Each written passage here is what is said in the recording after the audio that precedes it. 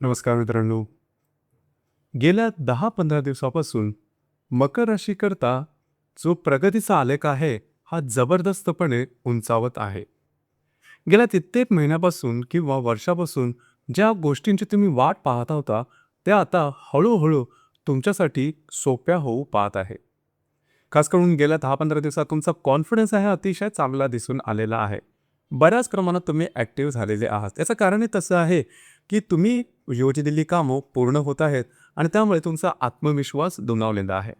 अर्थात हा जो प्रकार आहे किंवा ही जी गोष्ट आहे, ही फेब्रुवारी महिन्यामध्ये सुद्धा अशी दिसून येईल का? तुमच्या जीवनाचं असं कोणतं क्षेत्र आहे, की जे सर्वात जास्त प्रभावित होणार आहे? 4 जे महत्त्वपूर्ण ग्रह सध्या तुमच्या राशीत भ्रमण करत आहेत, रवी, मंगळ, बुध, शुक्र, हे फेब्रुवारी महिन्यामध्ये द्वितीय स्थानात जातील आणि तिथेच राहूसुद्धा आहे. राहू बरोबर रवी, बुध, शुक्र हे ग्रह युती करणार आहेत. मग त्याचे परिणाम नेमके कशा प्रकारचे असते? या सर्व संदर्भातली खुलासेवर चर्चा आपण या व्हिडिओमध्ये करणार आहोत. तर सुरुवातीला आपण चर्चा करू की तुमचं जे स्वास्थ्य आहे, मानसिक किंवा शारीरिक, हे नेमकं कशा प्रकारचं आहे. जसं की तुमच्याच राशीमध्ये रवी, मंगळ, बुध, शुक्र हे भ्रमण करत आहे. फेब्रुवारी महिन्यामध्ये ते द्वितीय स्थानामध्ये जाते. राशीचा जो स्वामी आहे शनी, हा तुमच्या तृतीयात भ्रमण करत आहे. राशीचा जो षष्ठेश आहे बुध, हा सुद्धा तुमच्या राशीतून द्वितीय स्थानात भ्रमण करेल आणि अष्टमेत सुद्धा तुमच्याच राशीतून द्वितीय स्थानांमध्ये भ्रमण करणार आहे. एकंदरीतच सांगायचं झालं तर या संपूर्ण महिन्यामध्ये जो ॲक्टिव्हनेस तुम्ही बघत आहात गेल्या 10-15 दिवसापासून, हा जवळजवळ 20 तारखेपर्यंत तसाच दिसून येणार आहे. तुमच्यावर नवीन नवीन कामाची जबाबदारी दिली जाईल आणि ती तुम्ही लिहिल्या पेलाल. दुसरी महत्त्वाची गोष्ट म्हणजे तुमच्या कामाचं कौतुकसुद्धा होईल. तसं पाहिलं तर तुमची जरा अशी होरडून जाणारे नाही आहे. पेशन्स, संयम हा तुमच्या राशीमध्ये अतिशय चांगला बघितला जातो. चिकापीही म्हणजे कोणतेही काम, कंटाळवाणं कामसुद्धा कित्येक दिवस, कित्येक महिने त्याच एनर्जीने पूर्ण करणं, त्याच ऊर्जेने पूर्ण करणं, सातत्याने पूर्ण करणं, हा भाग तुमच्या राशीमध्ये खूप चांगल्या प्रकारचा दिसून येतो. आणि तशाच प्रकारची गोष्ट ही फेब्रुवारी महिन्यामध्ये सुद्धा दिसून येणार आहे. महत्त्वाचं म्हणजे तुमच्या कामाचं कौतुक होणार आहे. ही सगळ्यात जास्त महत्त्वपूर्ण गोष्ट आहे. त्याच्यामुळे आत्मविश्वास तुमचा नक्कीच दुणावेल. यानंतर आपण चर्चा करू, की तुमचं जो आर्थिक स्तर आहे, हा नेमका कशा प्रकारचा राहील. जसे की राशीचा जो धनेश आहे शनी तृतीयात भ्रमण करतो आहे. राशीचा राजयोगकारक ग्रह शुक्र हा तुमच्याच राशीतून द्वितीयात भ्रमण करणार आहे आणि अष्टमेश आणि लाभेश सुद्धा तुमच्याच राशीतून द्वितीयात भ्रमण करणार आहे. एकंदरीतच सांगायचं झालं, आर्थिक संदर्भामध्ये अजिबात काळजी करू नका. तुम्हाला चांगले लाभ मिळू शकते. आधी केलेली अडकलेली कामं आर्थिक संदर्भातली तुमची मार्गी लावू शकते. इथे 2-3 गोष्टी आहेत, त्याकडे थोडंसं लक्ष देणं गरजेचं आहे, की जो राहू तुमच्या द्वितीयात भ्रमण करतोय त्याच्या युतीमध्ये रवी, बुध, शुक्र हे तिन्ही ग्रह येणार आहे. राहूचं महत्त्वाचं कारकत्व म्हणजे तो भ्रमित करतो. आता हे जे भ्रमित करणं आहे हे आर्थिकदृष्ट्या होऊ शकेल. मला ठाऊक आहे की तुमची जी रास आहे प्रॅक्टिकल आहे, व्यवहारी आहे, पैसे नीट जपून खर्च करणारी आहे. परंतु ह्या महिन्यामध्ये अचानकपणे असे काही खर्च येतील किंवा अचानकपणे अशा काही गोष्टी येतील की तुम्हाला पैसे द्यावेसे वाटेल, खर्च करावेसे वाटेल आणि त्यानंतर वाटेल की आपण घेतलेले निर्णय आर्थिक बाबतीत किती चुकीचे होते. या संदर्भात कुठल्याही प्रकारचे जर का खर्च किंवा इन्व्हेस्टमेंट किंवा तत्संबंधी आर्थिक संदर्भातले काही व्यवहार आले तर लगेच इन्स्टंटली निर्णय घेऊ नका. थांबा, विचार करा आणि निर्णय घ्या. ही गोष्ट फार महत्त्वपूर्ण राहील. एक गोष्ट मात्र निश्चित की तुम्हाला हे जे ग्रह आहेत हे उत्तम प्रकारे आर्थिक बळ देणार आहे. त्या आर्थिक बळाचा किंवा पैशाचा विनियोग नेमका कशा प्रकारे करायचा हे मात्र सर्वस्वी तुमच्या हातात असणार आहे. तर या गोष्टीकडे थोडंसं लक्ष देणं गरजेचं राहील. ही गोष्ट महत्त्वपूर्ण राहील. जर तुम्ही शेअर मार्केटमध्ये ट्रेड करत असाल तर अतिशय उत्तम अशा प्रकारचे लाभ तुम्हाला या महिन्यात निश्चित प्रकारे मिळणार आहे. त्याच्यामुळे आर्थिक बाबतीत काळजी करू नका. दैव भरभरून तुम्हाला देणार आहे. यानंतर आपण चर्चा करू की जे गृहसौख्य आहे, फॅमिली ॲपल ज्याला आपण म्हणतो, हे नेमकं कशा प्रकारचं राहील. जसं की तुमच्या राशीचा जो चतुर्देश आहे मंगळ, हा तुमच्याच राशीमध्ये भ्रमण करतोय. 24 तारखेनंतर हा द्वितीय भ्रमण करणार आहे. तर थोडंसं घरातलं जे वातावरण असेल ते वादविवादाचं किंवा थोडंसं तप्त राहील. परंतु त्याचा परिणाम तुमच्या जीवनावरती किंवा दैनंदिन जीवनावरती होणार नाही. काळजी करू नका. लव्ह लाईफ हे याबद्दल सांगायचं झालं तर राशीचा जो पंचमेश आहे शुक्र, हा तुमच्याच राशीतून द्वितीयात भ्रमण करणार आहे. काळजी करू नका. जर तुम्ही कोणाच्या रिलेशनशिपमध्ये असाल दोघांमधले नातेसंबंध उत्तम राहतील. फक्त गैरसमज टाळा, ही गोष्ट फार महत्त्वपूर्ण आहे. रिलेशनशिपमध्ये सुद्धा गैरसमज होण्याची शक्यता जास्त प्रमाणात आहे, त्यामुळे लक्ष देणं गरजेचं राहील. ज्या गर्भवती महिला आहेत त्यांनी सुद्धा काळजी करू नका. हा संपूर्ण महिना अतिशय चांगला असणार आहे. फक्त विनाकारण स्ट्रेस घेऊ नका. विद्यार्थी वर्गासाठी सुद्धा हा कालावधी अतिशय उत्तम असणार आहे. गेले काही दिवस तुम्ही प्रचंड मेहनत घेतलेली आहे स्वतःवरती आणि पुढचे काही दिवस सुद्धा घ्या.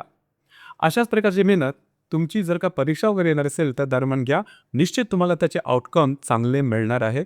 काळजी करू नका. वैवाहिक जीवन हा जो प्रांत आहे हा थोडा महत्त्वपूर्ण राहील. वैवाहिक जीवनच तुम्हाला या महिन्यांमध्ये बऱ्याच प्रमाणात सांभाळायचं आहे. वैवाहिक जोडीदारावर मतभेद, मतवैचित्र्य आणि सगळ्यात महत्त्वाचं म्हणजे गैरसमज होते. हे गैरसमज अगदी छोट्या कारणामुळे होते आणि वाढत वाढत त्याचा परिणाम सरळ सरळ तुमच्या वैवाहिक जीवनावरती टोकाचा होऊ शकेल, लक्षात घ्या.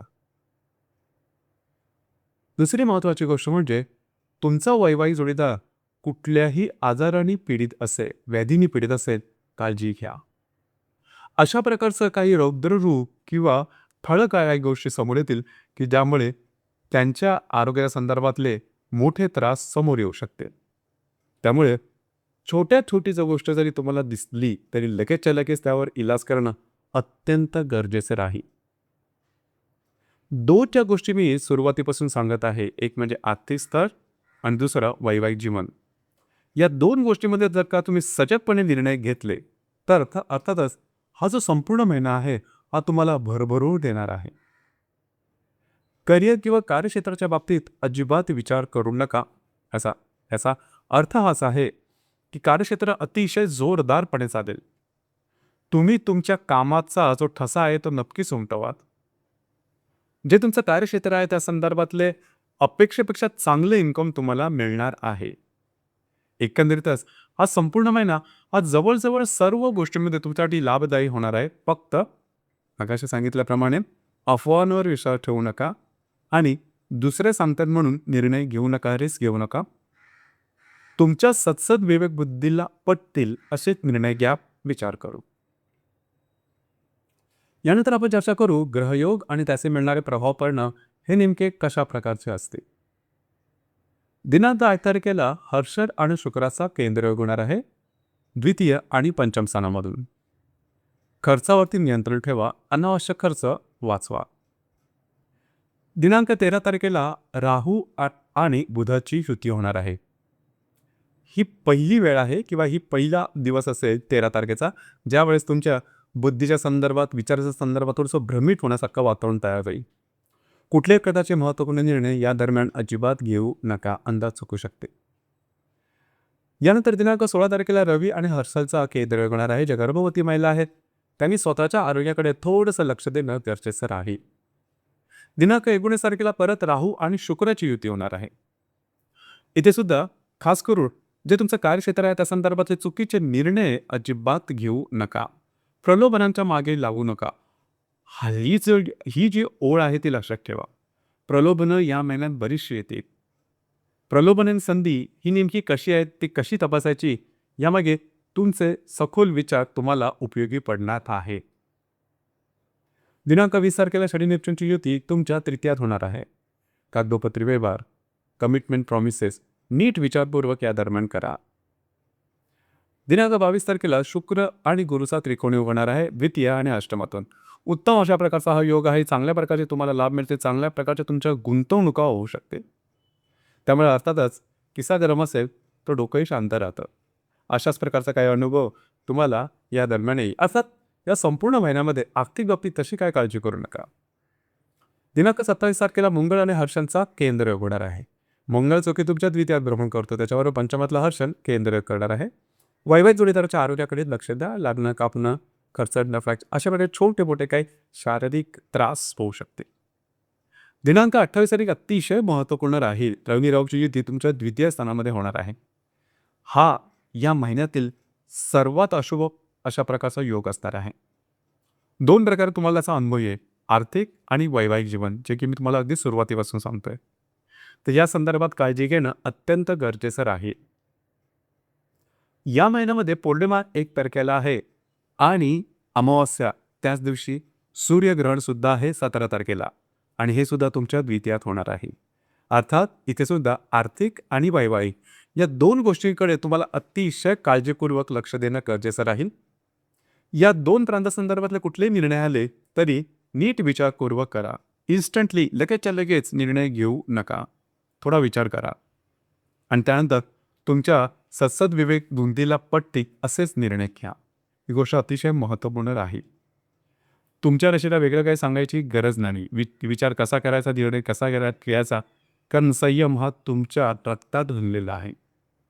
तरीसुद्धा कधीकधी भावनेच्या आरी जाऊन आपण थोडंसं वेगळं वागतो. इथेच लक्ष द्या. बाकी जर का सांगायचं झालं तर संपूर्ण फेब्रुवारी महिना हा मकर राशीसाठी उत्तमच असणार आहे. तर मित्रांनो, हे होतं मकर राशीचं फेब्रुवारी 2026 करताना संपूर्ण राशीफळ. धन्यवाद.